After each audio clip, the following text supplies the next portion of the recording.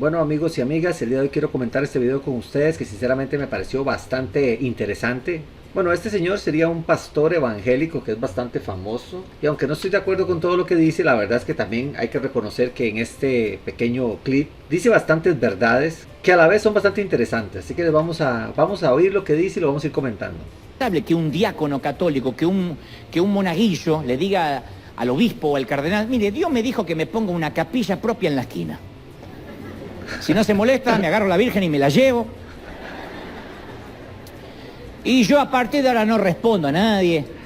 Para hacer un breve resumen de qué está hablando, más que todo él está quejándose un poco, entre broma y broma, de que las religiones cristianas evangélicas es la religión en sí más fragmentada que hay. O sea, de una misma cepa salen miles de iglesias en realidad. Cosa que no sucede con la mayoría de los otros grupos religiosos. Dígale al Papa que no le va a levantar el teléfono. No pasa. Hay una orden muy clara, hay una línea de mando muy clara, ¿no? Pero entre evangélicos no solemos estar bajo una línea de autoridad muy clara. En cuanto algo no nos agrada, alegamos ser los dueños de la franquicia divina y no escuchamos a nadie más. Entonces la iglesia evangélica es el movimiento con más cantidad de divisiones en el mundo.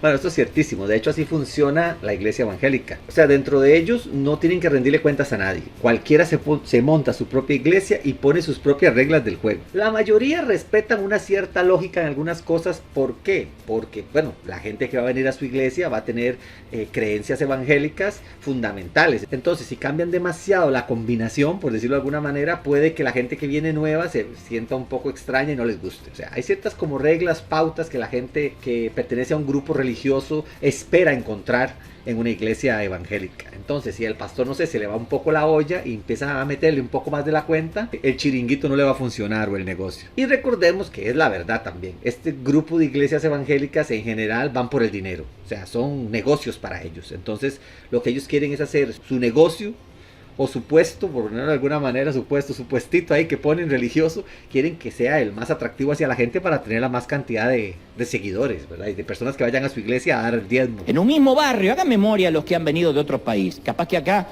perdemos esa conciencia porque la mayoría llega en transporte público o en auto y no sabe qué hay a la vuelta. Pero hagan memoria, en nuestros barrios, a veces en un mismo barrio pueden convivir 5 congregaciones evangélicas diferentes.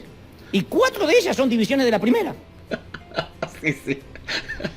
Es que el punto es este. Mucha gente que va a las iglesias estas evangélicas va porque realmente andan buscando a Dios y quieren tener alimento espiritual, por decirlo de alguna manera. Entonces se sienten atraídos hacia alguna iglesia o a otra.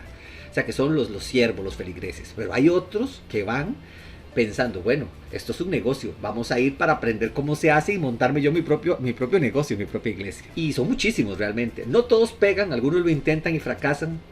Aparte que esto es algo que lleva tiempo. Entonces muchas personas piensan que va a hacerse dinero rápido o que van a montarse una iglesia y se les va a llenar de la noche a la mañana y no funciona así. Entonces muchos en el camino se rinden o lo ven muy complicado. Pero otros empiezan, incluso dentro de la misma iglesia, empiezan a serrucharle el piso, como dicen, al pastor. Y empiezan a hablar con uno, con otro, a criticarle cosas al pastor, porque hay defectos tenemos todos. Entonces empiezan a criticarle cosas al pastor para ir más o menos comiéndole la cabeza a las personas para en un determinado momento decirle: sí, hermanos, me monté una iglesia aquí a la vuelta, ¿por qué no vienen a mi iglesia? Y hay veces que yo las he visto que las hacen ahí en el corredor de la casa o en la sala de la casa. Empiezan así y después ya convencen a unos cuantos para que les den dinero y alquilan un salón o un local y ahí van creciendo. También todo esto depende mucho de la personalidad que tenga la persona también. O sea, si es una persona con mucha facilidad de palabra, si es una persona de estas encantadoras que fácilmente convence a los demás, muchísimo más fácil en realidad. En un mismo barrio. Este se abrió y el líder de jóvenes se abrió una iglesia. Y el líder de caballeros se abrió otra iglesia. Y la líder se abrió otra iglesia y así se van dividiendo y dividiendo. Y como nacen en la división, se siguen dividiendo. Son como las cepas del virus, se siguen dividiendo. Entonces si a alguien no le gustó algo que dijo, que hizo su pastor, a la mañana siguiente Dios le dijo que abriera su propio templo, se acabó. Y si la iglesia donde se congregaba se llama la sana doctrina, él abre la recontrasanísima doctrina. Buenísimo, buenísimo. Como les digo, realmente yo no creo en mucho de lo que prediquen los evangélicos, sinceramente. Los veo bastante hipócritas y siento que van a la plata, como dicen, van a la yugular así. Son tal vez de los grupos religiosos más descarados para pedir dinero. Pero es ciertísimo la parte esta de que, o sea, cualquiera ahí se monta una iglesia. Y no estamos hablando de que son personas que realmente tengan conocimiento de la Biblia. No, no, no. Ellos se aprenden 3 o 4 ahí mañas y discursos, 3 o 4 textos que más o menos le lleguen a la gente y lo intentan. Y ahí van aprendiendo a medida que va avanzando el asunto. O sea, algunos sí, algunos son muy conocedores de sus doctrinas, conocen la Biblia realmente. O sea, conocer la Biblia no significa que seas una persona espiritual. De hecho, Satanás o los demonios deben conocerse la Biblia al pie de la letra. O sea, eso no quiere decir absolutamente nada. Pero claro, si agarras un grupo de personas y empiezas a narrarle la Biblia de memoria, los impresionas. Empiezan a pensar, oh, este hombre está tocado por Dios, qué gran conocimiento tiene, cuando tal vez por dentro es la persona más mala del mundo. O sea que el conocimiento no te hace un buen cristiano. Por supuesto que las cosas van de la mano, pero no es un requisito determinante, por ponerlo de alguna manera. Y a alguien de ahí no le gusta, es el de otra iglesia, la requete contra ultra hiper macro super doctrina, al otro lado. Y así van, y se van dividiendo. Es increíble. No importa si el tipo que se divide no tiene preparación teológica, no tiene una historia con Dios. Lo de la preparación teológica es debatible, pero la historia con Dios, tener la historia con Dios, alguien que haya... Es que la preparación teológica sirve, por supuesto, pero tampoco es algo que defina nada, porque depende hacia dónde vaya tu preparación o en qué esté enfocada. Porque puedes conocer mucho de la Biblia, pero si todo lo que aprendiste son doctrinas erróneas, son cosas que otros hombres han ideado para controlar a las personas, para llevarlas por un cierto rumbo, o sea, al final sabes un montón de nada.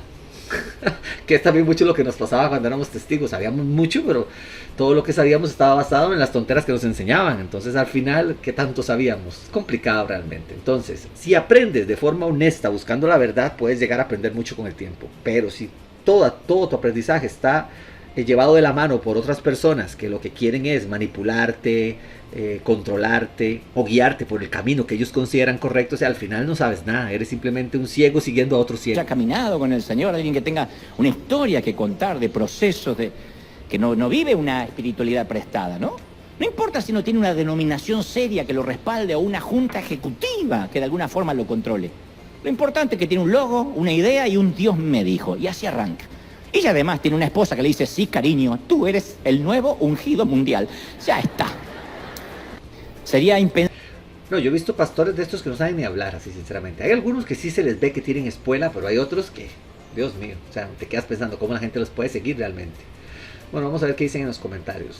Aquí, como siempre, los católicos que salen a defender su fe. La Iglesia Católica es la iglesia que fundó Constantino 300 años después de la muerte de Cristo. ¿Cómo podría ser la iglesia de Cristo si Cristo no tuvo iglesia? No, este no era católico. Este más bien está criticando a la iglesia. De hecho, la Iglesia Católica puede que sea la primera iglesia grande que se fundó, es cierto, nadie puede negar eso. El origen, más que todo, de las iglesias que conocemos hoy por hoy.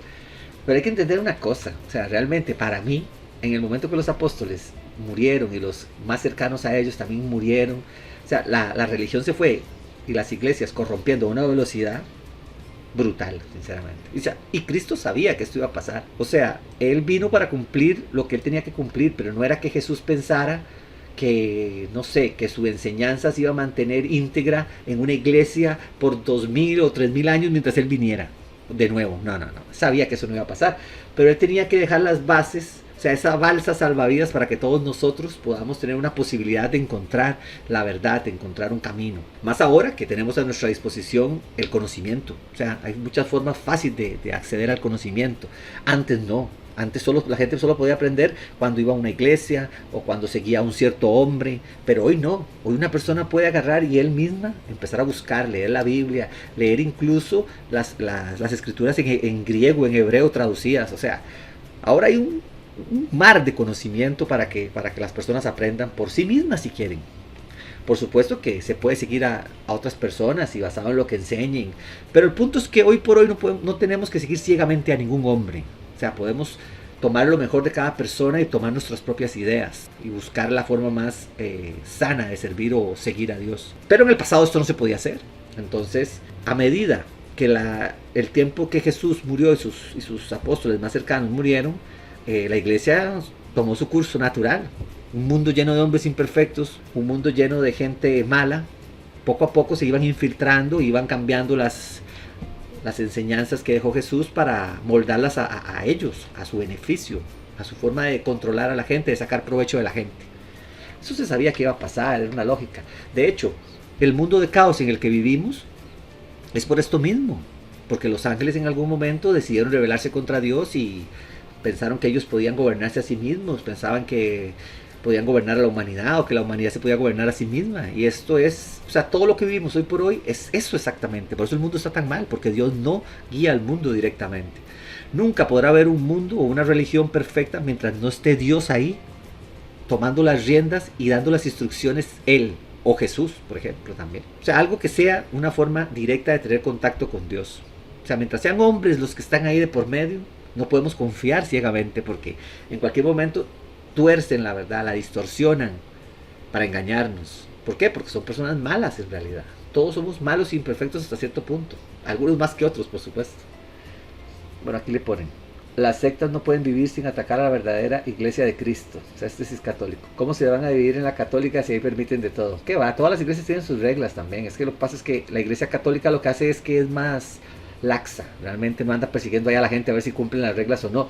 Cosas que sí suceden en grupos más pequeños. Por ejemplo, los testigos de Jehová, eso es una dictadura absoluta. Ahí nadie tiene derecho a pensar por sí mismo en nada.